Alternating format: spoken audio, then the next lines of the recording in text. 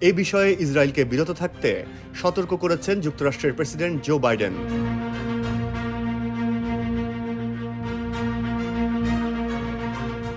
এখন ওয়ালটন ফ্রিজ কিনে অনেকের মতো আপনিও হয়ে যেতে পারেন মিলেনিয়ার। সেরা পণ্যের সেরা অফার, ওয়ালটন মিলেনিয়ার।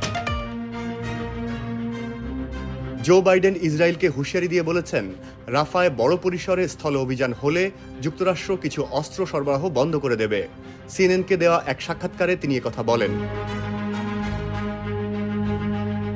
বাইডেন বলেন, আমি ইসরায়েলের প্রধানমন্ত্রী নেতানিয়াহুর যুদ্ধকালীন মন্ত্রিসভাকে স্পষ্ট বলেছি, যদি তারা জনবহুল এলাকাগুলোতে অভিযান চালায় তাহলে তারা আমাদের সমর্থন পাবে না।